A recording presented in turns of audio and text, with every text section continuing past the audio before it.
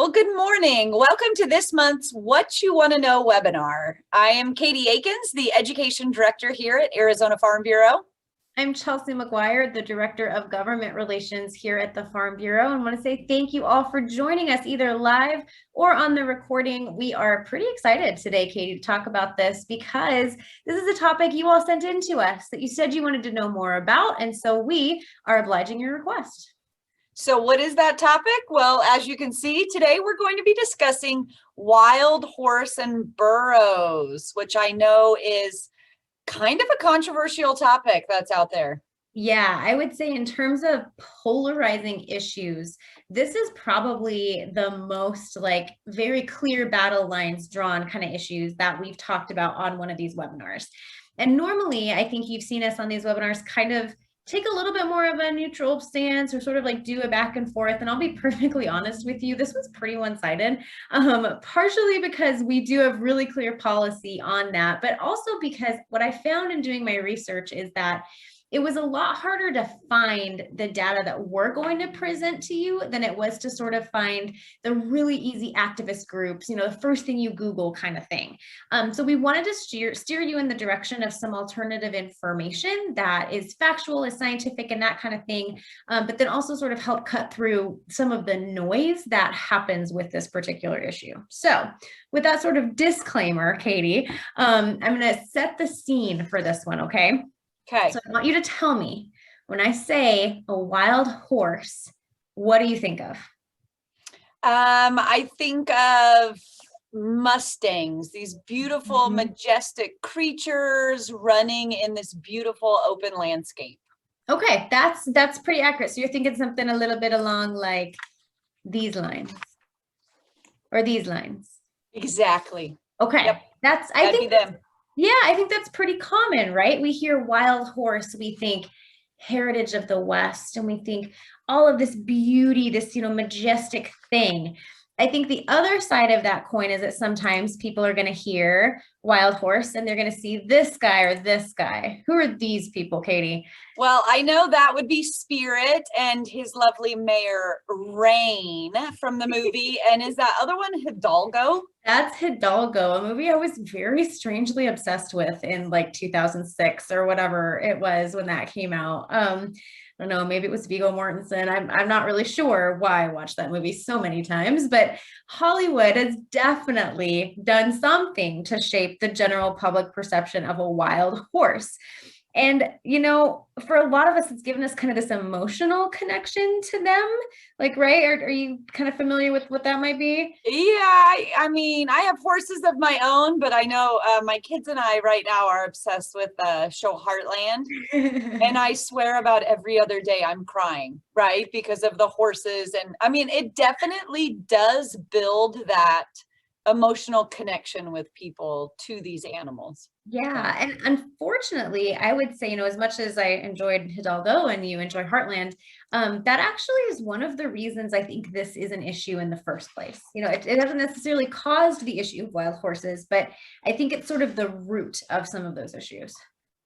Why do you think that? Because that allows people to lend more to the activist side of this issue versus the facts, or what? I think it's less the activists versus the facts, and it's more not recognizing that what we see in these Hollywood pictures or these sort of picturesque ideas that we have in our mind, that's not reality. So if you don't see there's a problem, then you don't believe there's a problem. So why would we fix it? That makes sense. Right? Makes sense. Yep. So what I want us to do today is sort of think about pictures that look a little more like this. That's usually not what comes to mind, right? When we hear the term wild horse. No, not a man. No, not a guy looking at a very, dry desert kind of barren landscape, right? And this, I'm really hoping, is not the kind of thing that comes to mind, right? But this is sort of the reality of wild horses out on our rangelands today. This poor guy, who, because the landscape looks like what this guy is pointing at, doesn't have the resources necessary to be a healthy horse. That's what we're really looking at. And that's why this has become an issue today. So today we're going to talk a little bit about kind of what our wild horseman burrow management program looks like, what some of the issues are with that, and what our government agencies are currently doing to try and fix some of the problems that we've seen with that particular program. Well, Chelsea, can we start a little bit with what exactly is a wild horse or burro then? Because I know there's a lot of discussion about a lot of things. So what specifically are they classifying these animals, Yeah. or how? That's right. And really the issue is when we say wild horse, what do we mean? Okay. So that's a term of art. And there's actually even debate over that itself, because there are folks who say this is a wild horse. There are folks who say, nope, that's a feral horse and that should be something different. But when we say wild horse today, we're using that in particular, or wild burro as well. We're using that in a very particular context. We're using that as it's defined by the federal government in a piece of legislation that we'll talk about a little bit later, but it means that it's unbranded, unclaimed, free roaming, and we find it on federal land, either managed by the Bureau of Land Management, which we'll call the BLM, or the Forest Service, okay? So on this map that we have on the slide, everything in blue is a wild horse management area. So those are places where wild horses are found and managed under this program because those horses meet this criteria. Every little thing that you see in orange, so there's a pocket there in kind of the Kingman area in Arizona, in kind of southwestern Nevada, and then a little tiny bit that's really hard to see up in Utah. All of that is burrows. So those are all burrow management areas. Wow. So looking at this map, the first time, I'm going to be honest, I didn't even look at like the state borders. So the majority of what's happening is here is Nevada. It's not even here. Yes. I'm seeing the smallest little blue area in Arizona and just a little bit of orange. That's right. The real big issue with this particular aspect in Arizona is burrows. We have a lot of wild burrows here, and we'll actually show you exactly how many wild burrows here we have in just a minute. But we don't have a ton of horses that meet this particular criteria of the unbranded, unclaimed, free roaming, found on federal lands, managed by the Wild Horse and Burro Management Act of 1971. Like all of that criteria, it's a pretty small management pocket. Okay, so there's a lot of discussion though happening surrounding the wild horse and burro.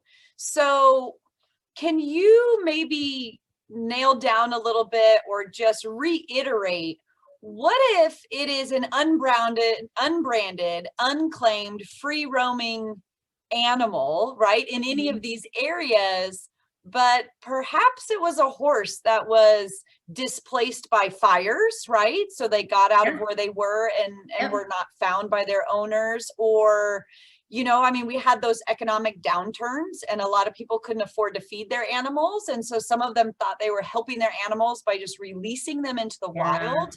So are those falling within this, or are those a totally different term and sector? So, I mean, let's look at that from a practical level, right? We could say, all right, those don't meet this particular criteria because they're not the horse population, the genetic population that we're trying to protect. But in all reality, all practicality, you have a horse that meets that criteria. It was turned out onto federal land for whatever reason, and it joins up with another one of these herds. How are we going to say, oh, that horse doesn't fit this? Hey, horse, don't eat that grass. This habitat, this resource isn't meant for you, right? We can't really do that. So if we've got a horse that's joining these herds, even if it, let's say it is branded, right? If we have that happening here, they're just going to continue to join this herd, get mixed into the genetic population of the herd, and within a generation or two, they just became part of that, right? And so there's really no way to manage those separately, even if technically that particular animal doesn't meet this criteria. So those would be the animals that people are maybe referring to as feral, well, and just released, but would, because right? of circumstances, they become the wild horses because they mix in, right. and again, you can't separate and say, yes, you get this, no, you don't. That's right. So they kind of assimilate into that wild horse population, even though their definition really is feral because they are a non-native animal that was turned out into that population. Okay. What about specifically then the Salt River horses? Are those Yeah. considered wild, or what are they then? So good question. So those are not what we're referring to when we say wild horses. And that's because Arizona's Salt River horses are protected by an Arizona state law. So in 2016, the state of Arizona passed a law that said there's a particular horse herd that lives in the Tonto National Forest. And we believe that this herd is crucial to the ecological health of that area. We believe it's crucial to Arizona's heritage as a Western state. So we are going to dedicate state funds to managing this horse herd, and we're going to protect this horse herd by making it illegal to, harass or kill or do whatever you might want to do to not protect this horse herd where it lives there in the Tonto National Forest. So the Salt River horses are an extremely specific group of horses protected by the state. They are not part of the BLM's management of wild horses more generally. And I'm guessing we could actually do an entire webinar about the discussion of the Arizona Salt River horses too, right? Oh, for sure. Yeah. Yeah, We so can maybe we'll definitely turn it back to our wild horse and burro then. That's right. And as an Arizona specific topic, I think if you are looking for something for your ag issues webinar would be a good sort of subset of the wild horse issue. But you're going to have, I think, more robust content to talking about it more generally. I'll put it that way. Yeah. So when we say wild horse, like I said, I've kept referring to this federal legislation. So that is the Wild and Free Roaming Horses and Burros Act of 1971. That's the piece of legislation that created this definition that we keep referring to. And what it basically did is made it a federal crime to harm or kill wild horses or burros on federal land. But that's not all that it did. It also, kind of similar to the Arizona Act that protected the Salt River horses, allocated some resources and then also responsibility to the federal government for maintaining and managing these herds. And the key word that I always pull out of this particular act is that it's the federal government's responsibility to maintain a thriving, natural, ecological balance between horses and everything else. So whether that's other wildlife, whether that's livestock that's grazing that land pursuant to a grazing permit, the vegetation that all of those things, livestock, wildlife, and horses need to survive and to thrive. It's the government's job to protect all of those things so that they can sort of coexist and thrive with one another instead of being overpopulated and one species taking all of the resources away for another one. So that's really the purpose of this act. It's way oversimplified, but it said, federal government, this is what your responsibility is when it comes to these particular wild horses. And to do that, it created something called an appropriate management level, or an AML. And that's sort of like the key thing that we look at when we're saying, is the Wild and Free Roaming Horses and Burros Act working? Okay, so what are those? So those are numbers, literal numbers that say this is how many horses or burros it's appropriate to have within this particular management area. So the whole goal of that number is balance. You want it to be small enough to ensure that there's enough water, there's enough forage, all of that is there enough to maintain that healthy population of horses. But it's also small enough to make sure that the horses aren't overgrazing, right? So there's not too many horses that are grazing and taking all of the plant vegetation. But you also want that number to be large enough that these horses can continue to thrive. They need to have genetic diversity. That's something that we see a lot, especially when it comes to like endangered species. You really worry, okay, it's great because we have, 15 of these where there used to be 2, but all of those 15 are related. And so then breeding gets really, really difficult and you don't have that kind of thriving population. So we want this number to be big enough so that the herds can maintain that genetic diversity and continue to reproduce, into future generations. And these all sound like great things to hit, right? I mean, right. As far as what we're talking about, but in reality, is it working? And are we able to hit those target numbers that they have set? Well, let's look at some of those target numbers because I think the best way to answer that question is to actually look at data. And so this is the most recent data that I could find available. It's as of March 1st, 2020. Under the Wild and Free Roaming Horses and Burros Act, nationwide, when we combine the number of horses and burros, the appropriate number is around 26, almost 27,000 animals. Current population is 95,000 animals. Not working super well, right? Let's bring that down to an Arizona specific level. For horses in Arizona, we are an appropriate management level of a range, kind of depending on, vegetation and water and that kind of thing. Appropriate at the high end is 240 horses. Our 2019 population was 403 horses. So almost twice as many, even though, like you said, Kate, it's a pretty small little pocket of horses that we have, almost double what we're actually supposed to have within that management area. Now, burros, even more striking number. And if you've ever been to sort of that, Kingman area, you're crossing the border, you've probably seen some of these guys. I'm hanging around, so these might not surprise you. But our appropriate management levels at the high end is 1,400 burros. So somewhere in a range of like 11 to 14. Population is 6,800. So these guys are everywhere, way, way more than the actual appropriate scientifically determined management levels should be.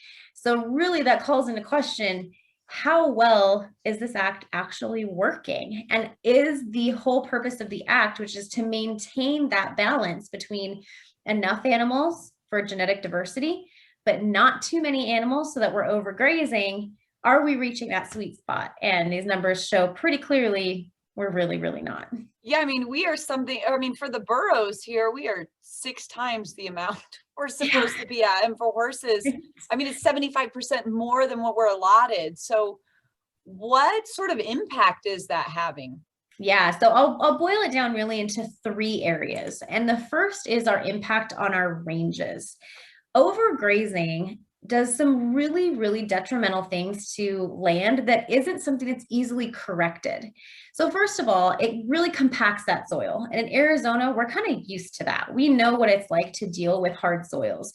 I was in Texas earlier last week, and we were digging some trenches there, and they kept apologizing. Hey, this is really hard stuff. And we're going, no, we can dig it with a shovel. I think we're going to be okay. So, we're used to that, but that doesn't mean that it's good for plant population. It really compacts it. It makes it difficult for plants to grow ever again because you're basically just making it that cement layer right on top of that. But the other thing is that horses and burros tend to eat all of a plant, as opposed when you're looking to like maybe a smaller ruminant or hindgut fermenter that doesn't eat the entire thing. They eat kind of the top maybe 70% of the plant, but then leave the root structure and leave the bottom of that vegetation. When the animal eats the entire plant, pulls that up and there's nothing left. So that makes way in that kind of hard compacted soil for another plant to grow. And it's probably going to be a plant that can outcompete the plant that was eaten because of how hard the soil is and how much less water there is. So if you look at this particular picture, a lot of what's growing in that is called cheatgrass. Cheatgrass is actually noxious. You don't want animals to eat it.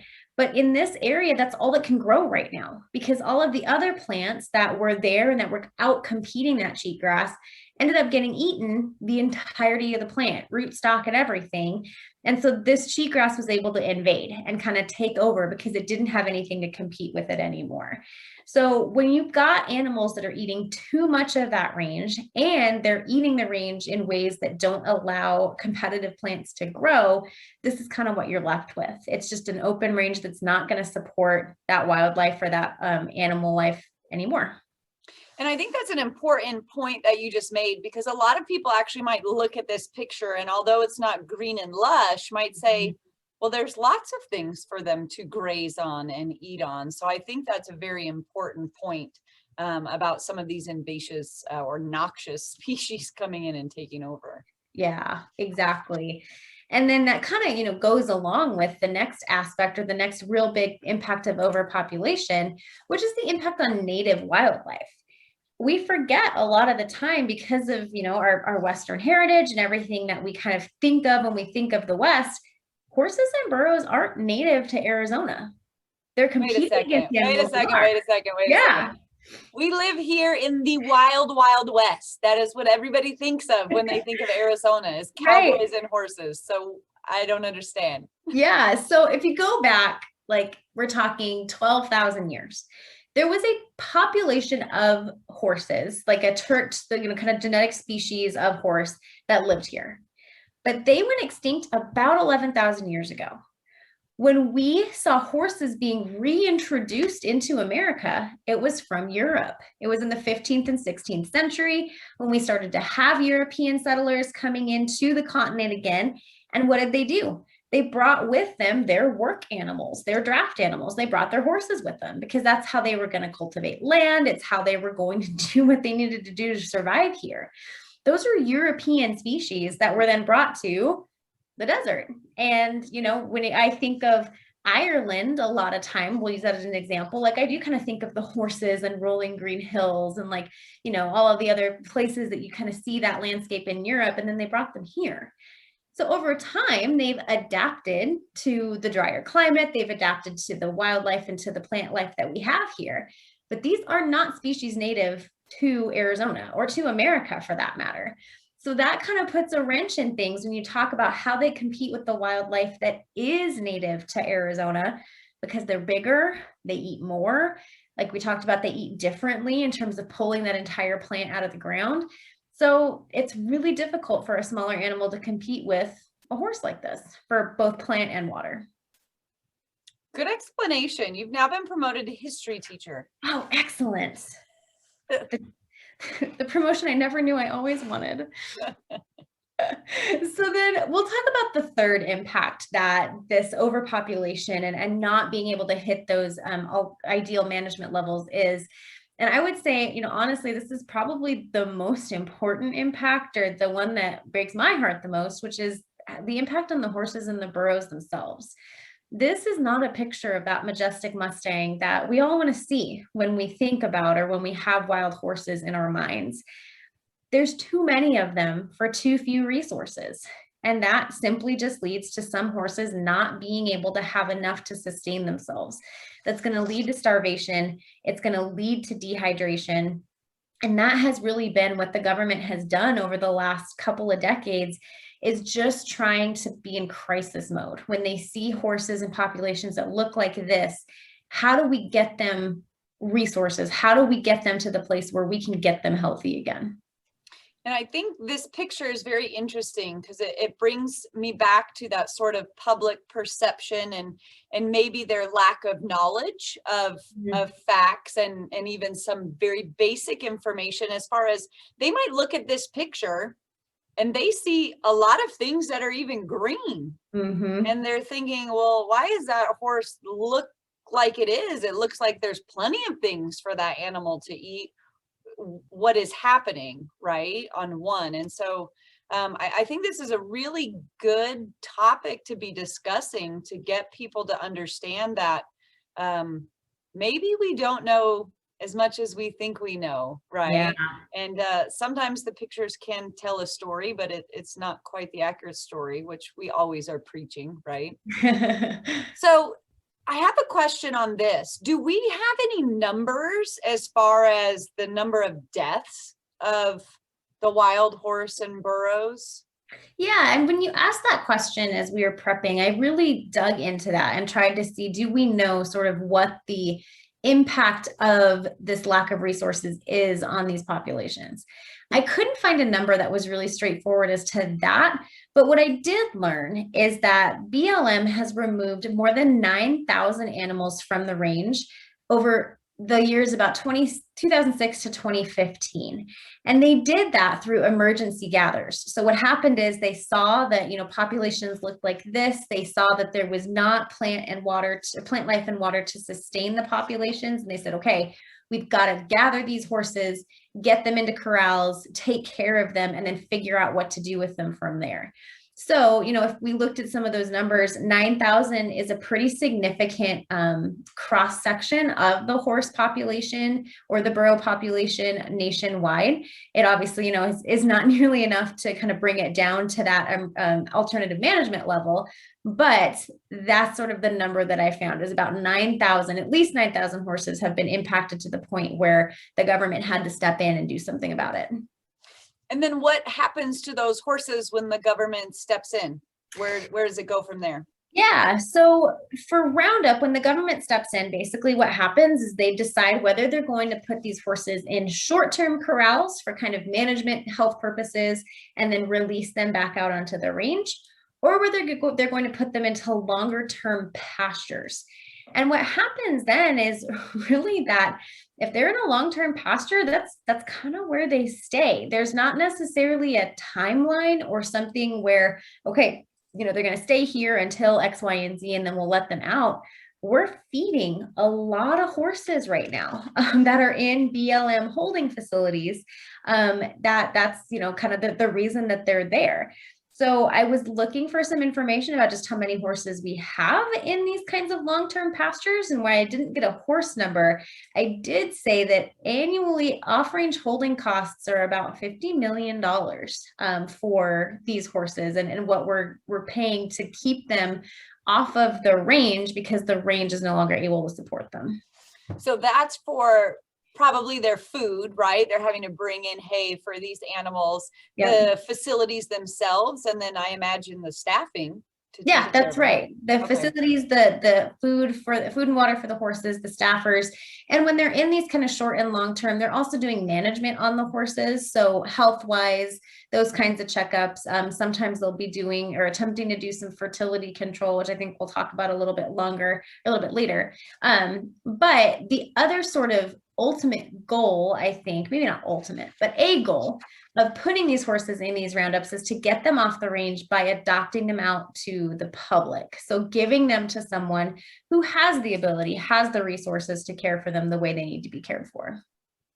Where can people get more information about the public adoption? Is it something that's easy? Is it difficult? Does it cost money, or are they just giving these horses out for free, or it's they follow up? What's the deal? So it's a pretty easy process, actually. So not really difficult. Any horse that's 10 years or older is eligible for this particular process.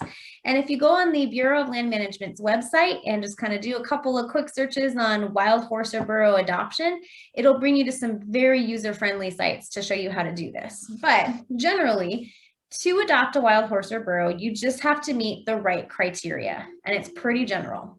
You have to be able to, it's in the bill of sale. So it's kind of like when you sign your receipt, you're saying, I attest or I promise that I can do all of these things.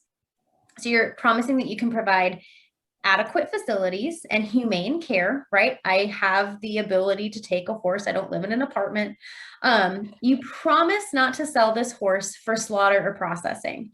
And you promise not to sell the horse to anybody who then is going to use it for slaughter or processing. So BLM is very clear that this is not a slaughter issue, and BLM does not sell any horses to slaughter facilities.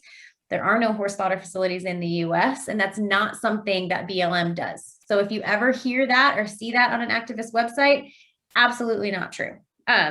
But that's my, rabbit trail. The other thing that you certify when you adopt a wild horse is that you're not going to turn it back out onto public land. You're not going to get this horse, realize that you can't really take care of this horse, and then put it right back out onto the range where they found it. And the other thing that kind of, I think, is the most important thing you certify to is that you recognize you are adopting a wild horse. It has not been trained, it has not been domesticated, and you're going to have to go through that process of getting the horse to the point where you can use it for whatever it is you want to use it for work or for recreation. And you just kind of recognize like that's not going to be something that happens overnight, and you need to have that kind of expertise. That's really all the criteria. And so if you meet all of that and you decide, okay, we're going to adopt this wild horse, the government wants these horses healthy so badly, they'll actually pay you to do it.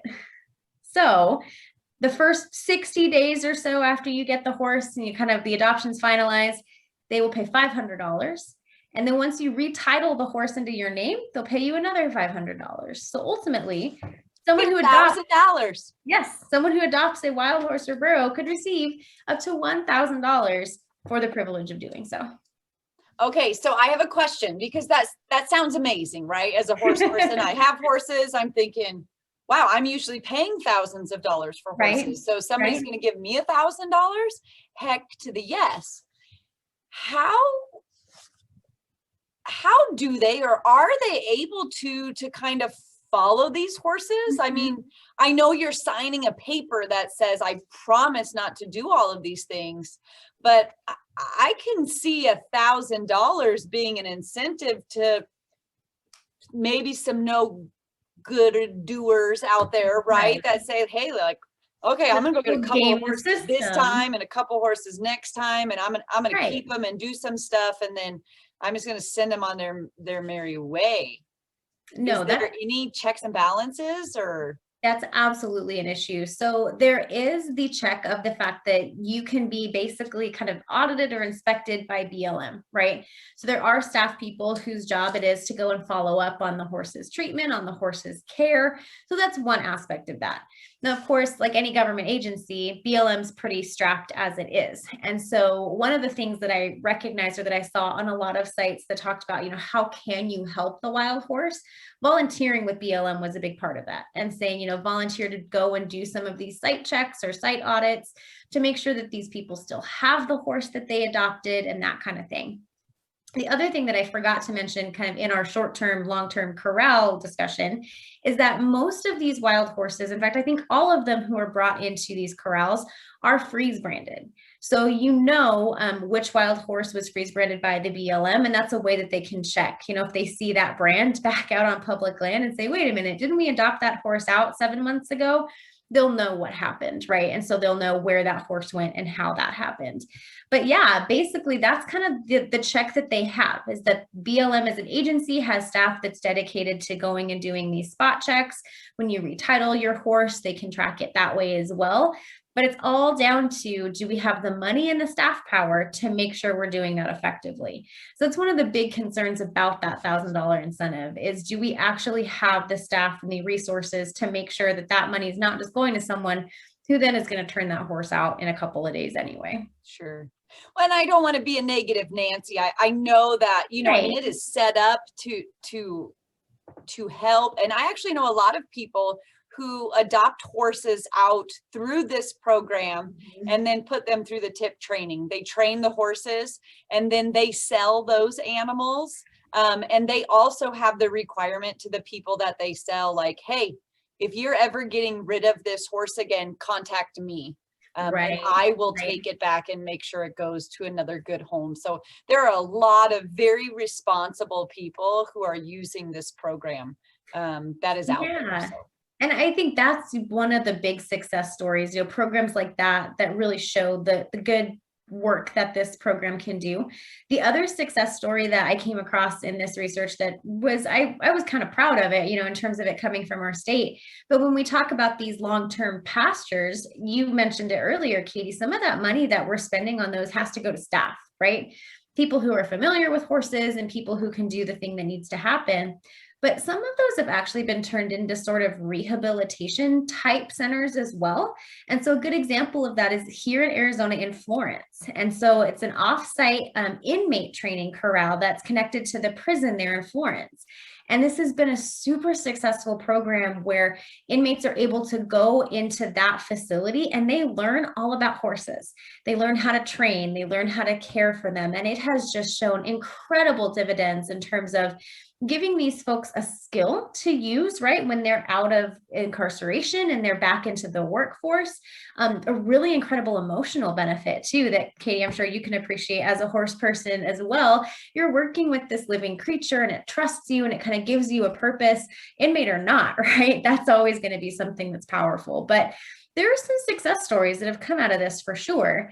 It's just an issue of, do they work enough to get those numbers where they need to be, so that the success story can be a holistic success story. And it's not just this one horse or this handful of horses or handful of people that were really benefited from it. So And I'm glad you brought up the Florence thing. I don't know if you've seen it, but I think it's on Netflix. There's actually a documentary about the whole Florence system, and it highlights the inmates who are working with the Yeah. horses. It was very, very cool to watch. We'll have to Very link cool. to it because I haven't watched it yet, but maybe that'll have to be on my weekend watch list too. I know those are the things I watch, right? But Yeah, it I was love it. very, very good. But I do want to come back to this slide here a little bit, because Yeah. I've heard, sort of pros and cons, people who love the idea, hate the idea of this fertility control. Yeah. So are they actually doing this currently, or is it just a discussion, or what's going on with that? It is currently happening. And the way that I would classify a lot of it is it still remains relatively experimental, because they're trying to figure out a way to make it work, right? So there's a couple ways that you can essentially sterilize an animal. You can do it surgically, you can do it chemically. Surgical obviously is going to be real effective. We know that from spaying and neutering our pets. We know that from making geldings out of stallions, right? There's a way to do that that is permanent, that is effective. But look at those numbers we're talking about. How do we do either a surgical, fertility control on male or female on that many animals? That's going to take a ton of time. It's going to be really expensive. It's just not necessarily a feasible solution. So that's when we've looked into this idea of a chemical sterilization. And that's the one that's being more widely pursued by BLM right now. And what I've found is that the barriers to that, some are pretty practical, some are a little more political. But over the years, really, BLM and the research that they've done, other agencies have done, have shown that the chemical sterilization, whether that's hormone implants or chemical vasectomies, they're either ineffective or they're impractical. So when you're looking at the chemical side of things, the first thing to remember is that it's actually temporary. You can use the different chemical implants that we have either for males or females, but they're not going to last the rest of that animal's life. So you have to come back and redo it the next year or redo it the next year. And it looks like the current treatment that they use most effectively lasts for about a year the first time you give it. And then every time it's done after that, it lasts just a little bit longer. So like the third dose can last maybe like 2 to 3 years as opposed to that 1 year. Okay. But you still have to keep doing it, right? You still have to go find those horses again, round them up. There's some argument that you could do it from a dart. So you could, go to a helicopter and literally dart them from the air and do it that way. Again, BLM doesn't really find that to be the most feasible solution to this issue. But I think what's important to remember is that it's like any other complex problem, right? There may not be a silver bullet. So the issue is, how do we get all of the solutions that we know are effective working in tandem so that we make enough of a dent on the problem to actually find some solutions, right? And to actually make a difference. And I think honestly that that's kind of what BLM is trying to do. But the other political aspect that they run into is going back to this perception that we have of our wild horses, right? We want them to be undisturbed and we want them to be pristine, and we just want these animals to live the way they were meant to live. But clearly that's not working. And sometimes it's our job as managers of the resources that we have to intervene in that discussion and to intervene in what's happening in nature and make it so that everything that relies on those resources is getting what it needs to get. That's a great point. And I love how you've mentioned a couple of times that this can be so political, right? It's not even just the BLM has an issue that they're trying to focus on. They have the consumers, right? They have the general public who's there with their opinions and judging everything they do. When you were mentioning these different fertility control things, I'm thinking, well, I think that's where GMO comes in a little bit, right? Genetic modification. They're able to, not that there's any out there now, but through the use of biotechnology, they could actually make foals being born infertile, right? Yeah, and so that they wouldn't be able to populate. But then you enter the general public's discussion and an emotion of, oh, but they're beautiful and they need to be out there. And so I can see where BLM is kind of stuck in a rock and a hard place. Definitely. And they not only answer to that end consumer of the general population, but they have to answer to their boss too. And their boss is Congress, because Congress controls how much money BLM has to do any of these things. So they can go to Congress and say, hey, we need X number of millions of dollars to do fertility control or to, help this adoption incentive program.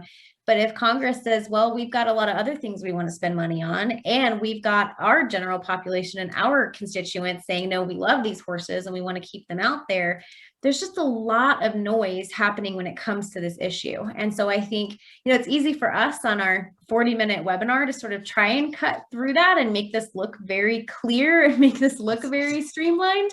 But it's not an easy solution regardless of what side you're on. And so I think that it's a good issue to dig a lot deeper into and really recognize, especially for contests like ag issues where you're not supposed to necessarily take a side, right? It kind of gives you these opportunities to say, here's something that could work. Here's something that could work. Let's find a way to make it all work in tandem to try and make everybody as happy as we possibly can, or because we're talking politics, make everybody equally unhappy, because that means you've probably found the right solution. I like that. Equally unhappy. Isn't that the truth?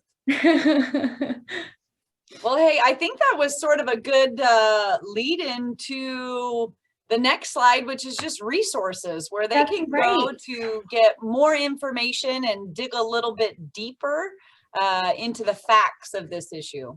And I've got to say, I am highly impressed with the Bureau of Land Management's resources on this particular topic, probably because it's so political. They've done a great job of putting all of the information really well curated in one easy to find area.